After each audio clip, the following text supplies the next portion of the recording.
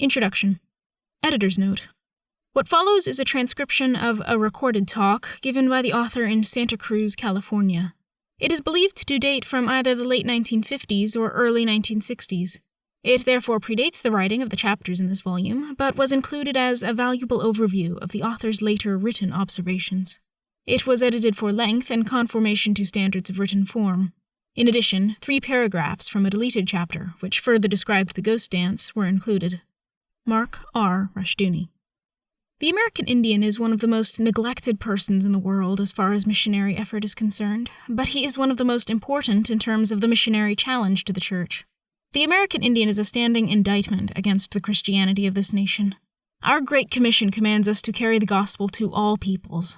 If we have so signally failed among the American Indians that in the last 60 years, instead of winning more Indians to Christ, we have only half as many Christians as we had in 1890, it means that our witness and our example are very sorry ones. It is, in a sense, much easier to convert people to Christ who are halfway around the world from us, because they see only our representatives, our missionaries, and do not see us. But the American Indian, tragically, sees not only the missionary, but American Christianity itself. And his reaction to American Christianity is most negative. Who is the American Indian, and what is he like today? Some of you have perhaps seen him as you took a trip across the United States. As you stopped at some western railroad town near an old Indian reservation, you no doubt saw some Indians lounging around the railroad station or near the local hotel and bars. In many instances, they may have seemed to be no more than a group of winos.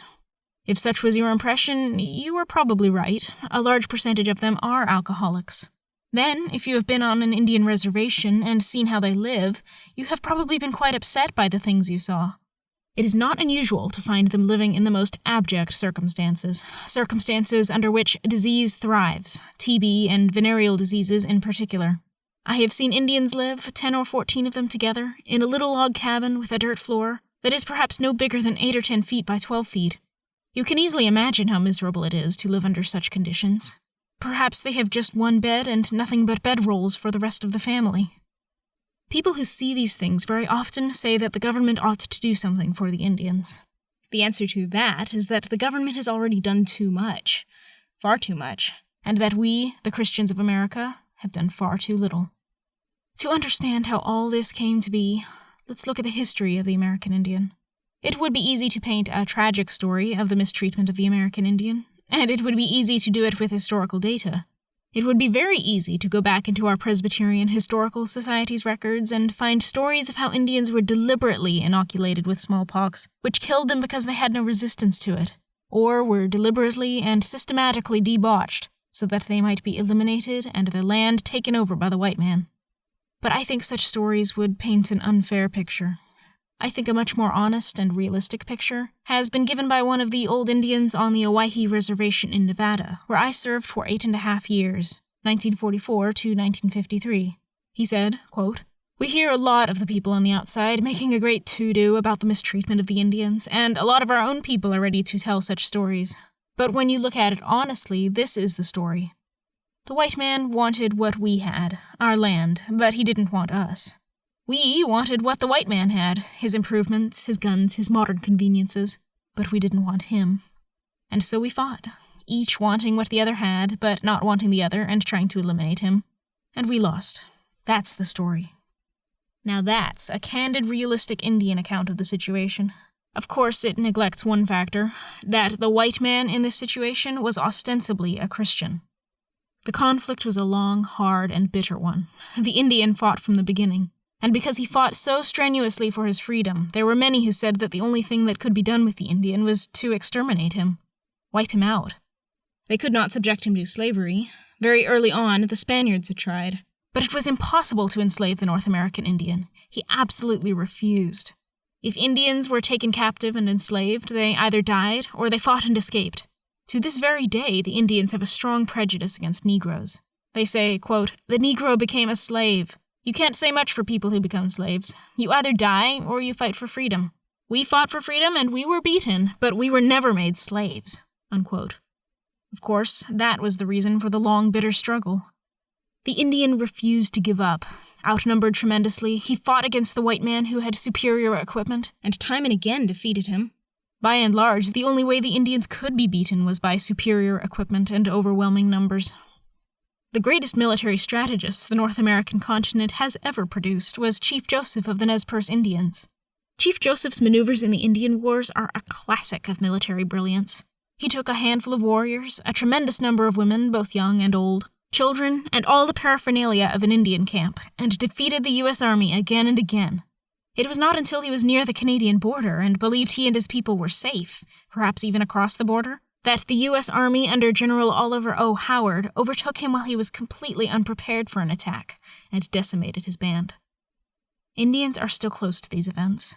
I have talked to old Indians, some of them now Presbyterian elders, who were young boys, aged 9 to 11 at the time of Chief Joseph's War, who saw the American cavalry tear into the Indian camp and wipe out a sizable portion of the people.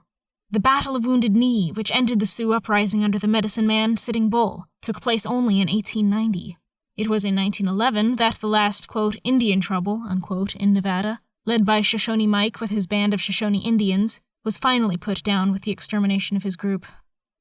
That's very recent history. Although some of the bitterest fighting was waged in the last half of the 19th century, it was the fighting of desperation. After 1869, the Indian knew he was defeated. Many of the Indian uprisings came later, but in 1869, the Indian knew his day was finished. What happened in 1869? In that year, the Transcontinental Railroad was completed. In Utah, the dignitaries gathered together for that great occasion when the last spike was driven and the first train spanned the continent. The Indians who watched from the mountains saw that great iron monster hurtling across the plains, over the mountains, and through the canyons, and knew that for them, the end had come. As long as the white man marched across the country on horseback, in covered wagons, or as isolated stragglers, he could be met and defeated. But when he crossed the country in his great iron monster, that was something final, transcending anything the Indian knew. Something that declared the white man was here to stay. Not only was he here to stay, but he was binding the continent to himself with the ties of iron. A very significant movement in the history of the American Indian, one born of this defeat and pessimism, also began in 1869. The Ghost Dance. The Ghost Dance began in Nevada. From Nevada, it spread throughout the western states, eastward across the Mississippi and into Canada, and to a certain extent into Mexico. The old Indians dreamed dreams, and the young men saw visions, as the Ghost Dance prophets went from tribe to tribe carrying the news. They told stories of how God's Son came into the world, and the white men killed him, and they said that God's Son told the people he would come back again. Quote, "He's going to come back. We've seen visions. He's going to come back, and he is going to take all the white men and punish them for their wickedness. And a great wind is going to sweep the continent from the Atlantic to the Pacific, and it's going to pick up all the white men and deposit them in the Pacific Ocean. After they have been swept off the continent, the buffalo and the antelope and the elk will come back again. The grass will be knee-deep on the 1,000 hills of America, and the Indian will live as he once lived. The dead will come back from their grave and rejoin the Indians of today, and there will be a glorious life." Unquote. Other accounts of the Ghost Dance movement confused Montezuma and Jesus. Montezuma, the great Indian emperor in Mexico, and Jesus Christ were both slain by the white men. Having heard vague stories about both, some Indians merged the two figures. And so they danced the Ghost Dance, believing that when they had fulfilled all the conditions and the spirits were pleased, the great hour would come. They danced, but in pessimism gave it up. But then fresh prophets would come from Nevada, carrying the news of certain conditions they had newly dreamed about, and saying that if people only met these conditions, deliverance would come. This time it would come for sure. So again they would dance, night after night, day after day, until they dropped from exhaustion. And again, the pessimism and the cynicism would set in. Several anthropologists wrote about the Ghost Dance and its believers. These studies are accurate and yet very faulty, because scholars did not talk to the Indian dissenters. I met a few Sioux Indians who told me that Sitting Bull was not a chief and that he was a coward. Indians connected with the U.S. Army shot him because they hated him, and they resented the fact that he had led so many Sioux into the Ghost Dance cult. There was no such killing among the Paiutes and Shoshones, but there was a great deal of jeering and mockery directed at the dancers. Even in my day, a few older people were sometimes put down by being reminded that they had been ghost dancers. The Indian is too often identified with a variety of practices and events which interest anthropologists. The Ghost Dance did and does interest them, and rightfully so. Certainly I was very much interested in it. But I soon realized that this was one reason why most Indians quietly disliked the various scholars who studied their culture. The scholars studied the ghost dance people, but not their Indian critics. The ghost dance continued, sweeping through the West, rising and subsiding, until the last flicker of it passed away in 1932 with the death in Nevada of Jack Wilson, the leader or prophet of the ghost dance movement.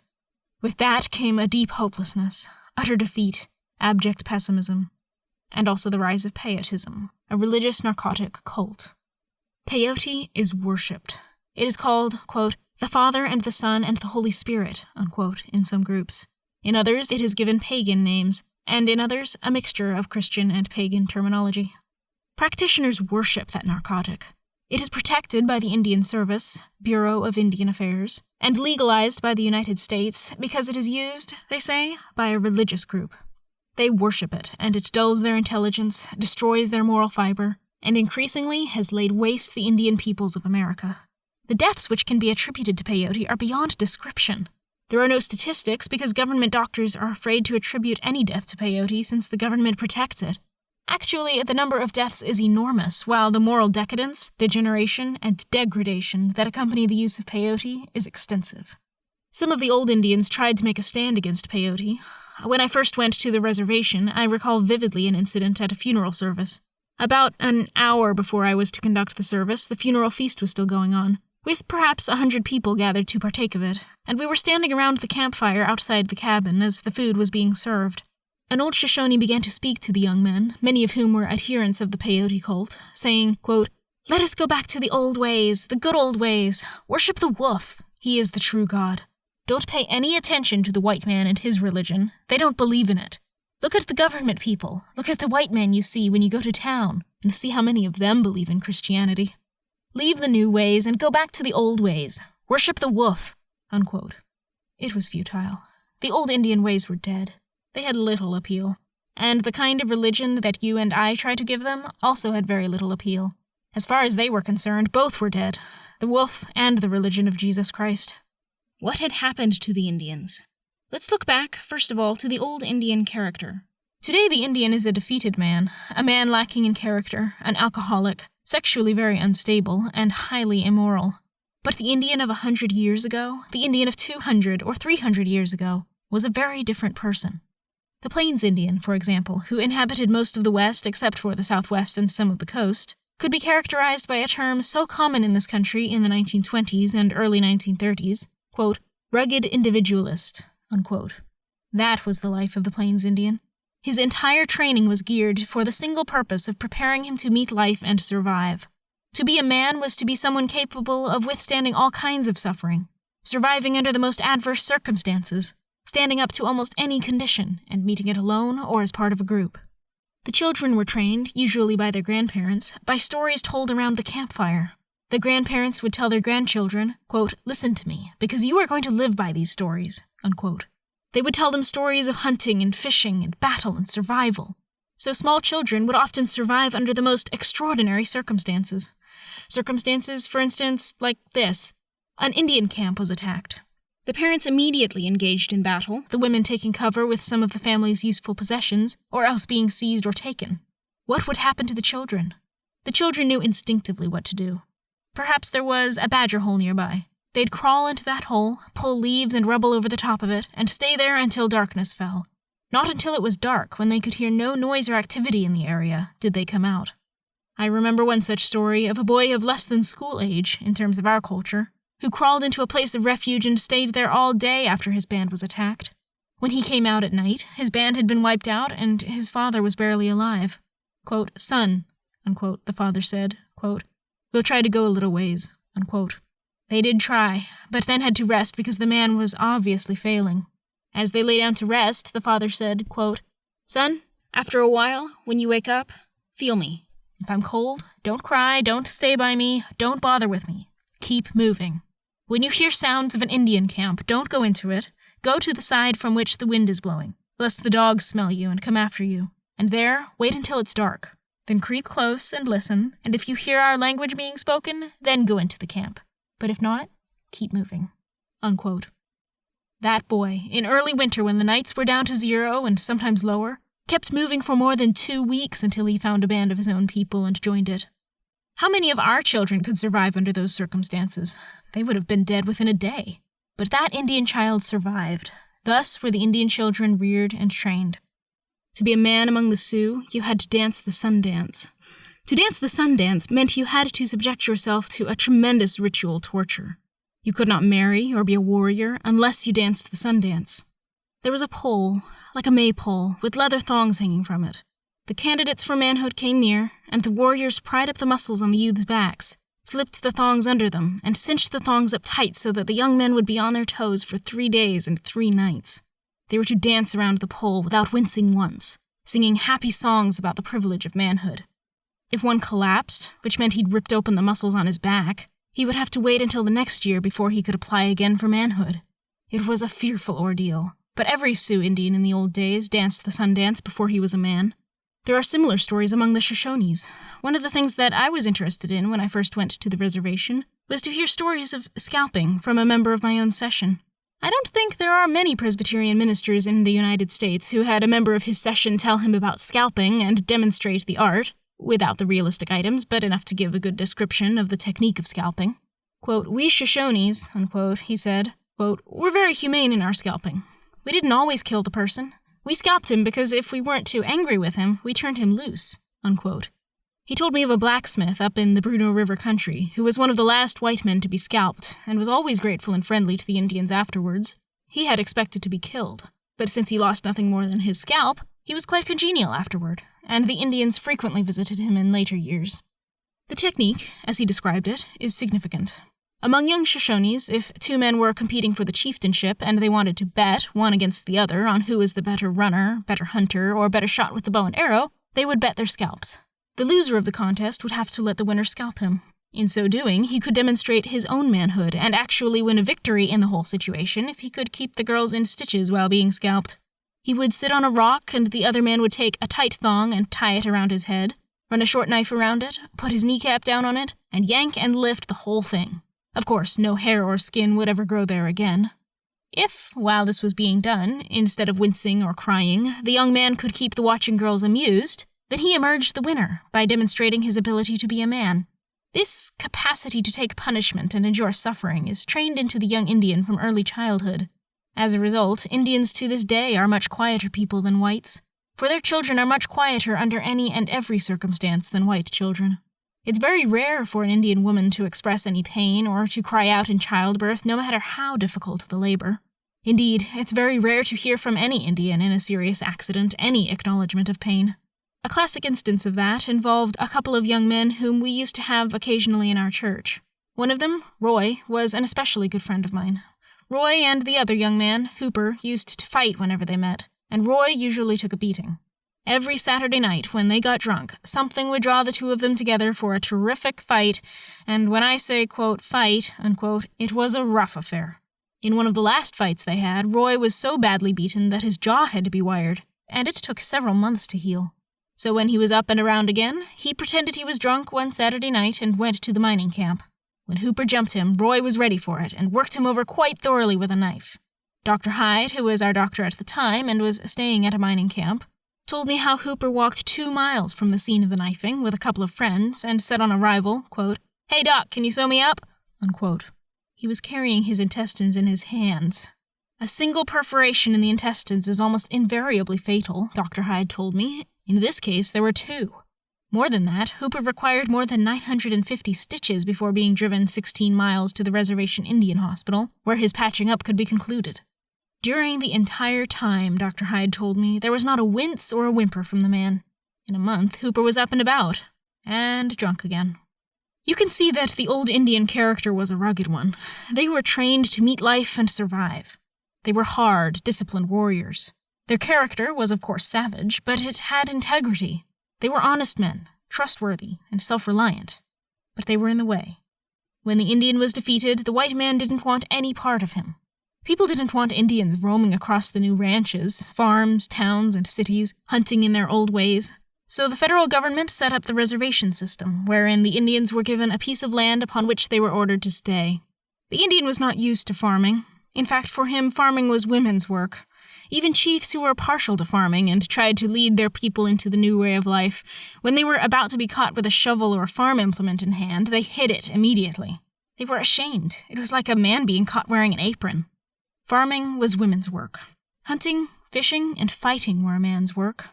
By and large, in those days, the government didn't try to teach Indians anything. For many years, the system was simply this: put the Indians on a reservation, tell them that if they leave, the army will go after them, and while they're on the reservation, tell them to report to the government office every Saturday or every other Saturday for a ration of goods, clothing, and necessities of life. Of course, that meant the Indian didn't have to work. He had his living handed to him. After a few years of government handouts, the Indian character was completely destroyed. Take any 100 people from any city in the United States, place them on a reservation, and tell them, quote, "Now you don't have to work for the next 20, 30, 40, or 50 years. All you have to do is report to the government agent and receive your rations, and that's all. What you do with your time is your own." Unquote. You will wreck their character. The Indian forgot how to hunt and fish. He forgot how to do anything except sit and vegetate. The result was the total destruction of the Indian character. Instead of the self-reliant, independent person he had always been, the Indian became a person without character, without any integrity, shiftless, insecure, alcoholic, and diseased.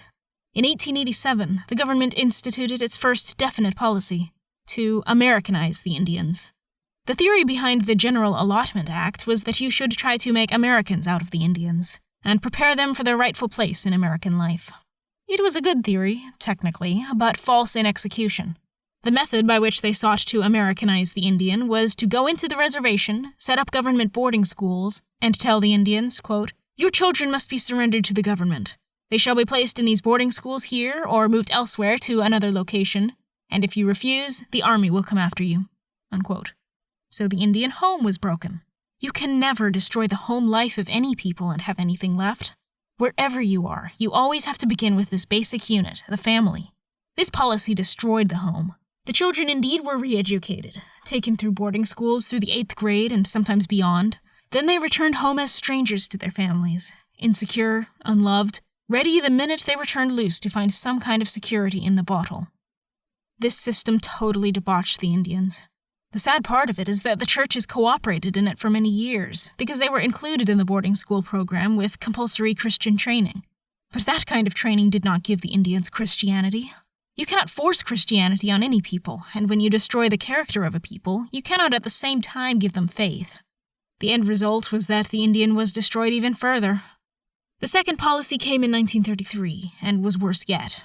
The New Deal under Roosevelt, Secretary of Interior Harold L. Ickes, and John Collier instituted the policy of Indianizing the Indians. All this stemmed from the dream of one man, Collier, the President's Commissioner of Indian Affairs. In the 1920s, on his way to a vacation in Mexico, Collier stopped in Arizona and New Mexico and saw some of the Indians there, the Hopi and the Zuni, perform their dances. It gave him a powerful vision of what life should be like in America. And he said, quote, "The reason for all the tension and frustration in modern life is that we have lost our contact with life as it should be lived. The thing to do is to take the Indian and Indianize him again, recreating the old Indian life, and make that a pattern for the rebuilding of America." Unquote. He believed in a communistic order such as he found among the Hopi and the Zuni. Not a Marxist communism, but a primitive communism, such as he saw among those particular tribes. It is not the usual pattern among Indian tribes, but it does exist in 1 or 2 tribes in the Southwest. This was Collier's vision. He set out to make it the pattern for all Indians throughout the United States. Having done that, he hoped to make collectivism the pattern for all American life. He pushed his program vigorously. The Indians protested, but to no avail. It usually resulted in the favoring of incompetence throughout the United States. The result of this policy was to increase the debauchery of the Indian character. It led to the rise of such movements as the Pan-American Indian Group, a communist front. It furthered the peyote movement because John Collier strongly favored it. It led to nothing but tragedy. The third policy came with Eisenhower. Its goal was to break up the reservations and rehabilitate the Indians by furthering their general participation in American life, by helping them move into cities. The weakness of this policy is that it also assumes that the future of the Indian depends on a government program. Government cannot create character, although it had destroyed it. It can no more create character in the Indians by acts of administration than it can create character in the American people by acts of Congress. Since the Indian problem is basically one of faith and character, it is basically a problem for the Christian Church. Where do we stand? I have already pointed out that we have half as many Christian Indians as we had in the 1890s.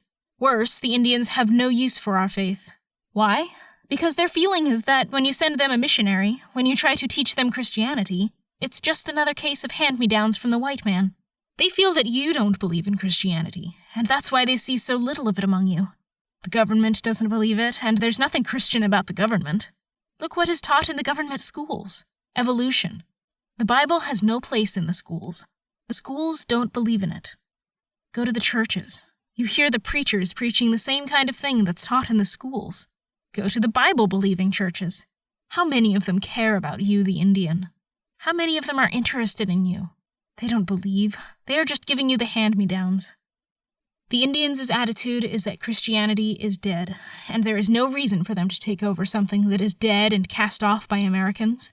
They feel that whites are hypocrites, professing Christianity but not believing in it. Indians have some reason to believe that. When they go to a city and visit a church, by and large they do not care for noisy churches, the Indians being a very quiet people. If they come to a Presbyterian church, how welcomed are they? Most whites feel, quote, well, people like that are ignorant. They're backward. Let them go to one of the other churches where there are people of a lower class. Put them among people where they can feel at home, and they'll feel better in those churches. Unquote. At almost any church they go to, they will be outsiders. That's just the plain fact. And they know it. They've tried it. They are strangers in any church they go to. Even if they are met with a glad hand by a handful of people in the church, it means nothing to them. The Indians may know that they are weak in certain character traits espoused in these churches, but they also expect to see some of the practical application of those traits that have, in fact, characterized Indian life. Suppose an Indian couple dies, leaving children. Is there any problem? None at all. Those children can find a home almost anywhere on the reservation. They can walk into any home and be welcomed. They can pick their home. No one will turn them down. If there are a handful of children, say 5 or 6, and those children decide to walk into your home, if you're an Indian, you wouldn't say a word. You would take them in. Many a time I visited one of our elders and found his house full of people. I would ask the wife, quote, "Who is that? Some relative?" Unquote. She would reply, quote, "No, I've never seen him before. He just came here from the other side of the state and had no place to stay, and so he came here." Unquote. I would then ask, quote, "Well, are you going to put him up here or what?" Unquote. She would answer, quote, "Yes, he's going to get a job here with the road crew at the government agency, so maybe he'll be here a year or 2. Unquote. No problem. Someone wanted a place to stay, and someone took them in. I saw the same woman a year before I left with small children. Some Indians from quite some distance away had been killed in an accident. They had several small children, and now this couple in their 70s had taken those children in. Why? When the now-dead parents used to visit the reservation, they got into the habit of staying with this couple, so that was the place for the children to come. Now this elderly couple was starting all over again with children, one of them still in diapers. No problem at all. It was simply the human thing to do. You can find reasons for this in the Indian background. You can say that perhaps it's not real kindliness, but one of those survival tactics left over from the early days. But whatever reason you give for it, it is there. It's a common humanity, and even if you find a selfish motive for it, it nevertheless exists. By comparison, your life and mine here in the city is a very cruel, unchristian kind of life. It has no significance to the Indians. There is nothing to recommend it to them. You might talk about Christianity as the religion that reveals God's love to man, but the Indians will think you are a hypocrite. They don't see any love in Christians. I recall one incident from our early days at the reservation, in which a carload of migrants with a number of small children were passing through. They were obviously people of low character. In fact, they'd stolen a tire at a filling station on their way. They were making a shortcut through the reservation and realized too late what rough country it was. They had no money nor anywhere to stay. The night was bitterly cold. They parked in front of our place. There was only one thing to do, or else our work on the reservation would be ended and we would have to move out. We took them in, and they filled the living room and every other room in the house, laid down their bedding, and stretched out.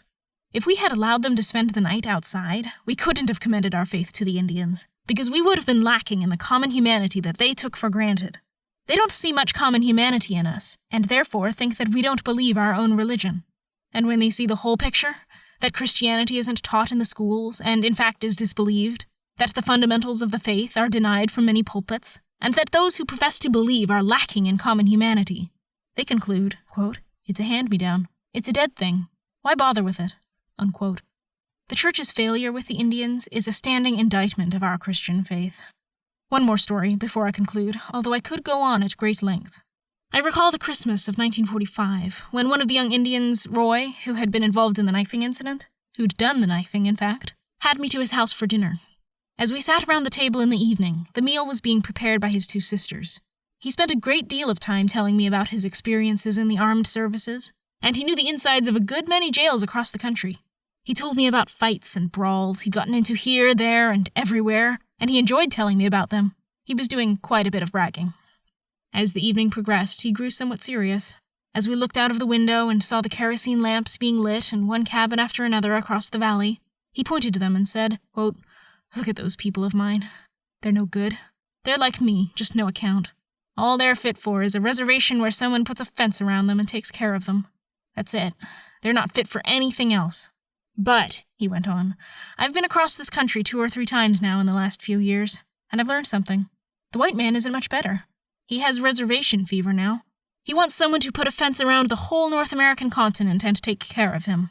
He wants the government to give him a handout and to look after him just like Uncle Sam looks after us. And he's going to get it. If some outfit doesn't come in and do it for him, some foreign country, and turn the whole of the United States into a reservation, he'll do it himself. You wait and see, 'cause he's got reservation fever." Unquote. He was right. Absolutely right. The basic problem today in the American Indian missions is our problem too. Are we going to live our faith? What we do to the American Indian today and tomorrow depends on what we ourselves do. This will mark the extent to which we believe our faith, the extent to which we are willing to be Christians when it means putting ourselves out and being uncomfortable, making sacrifices of our personal privacy, our personal liberty, or our personal convenience for the sake of Jesus Christ. We have forgotten what Christian hospitality means. The Indian recognizes this lack, and so the American Indian today constitutes a standing indictment against American Christianity. What are we going to do for the American Indian? How are we going to meet our responsibility to Jesus Christ?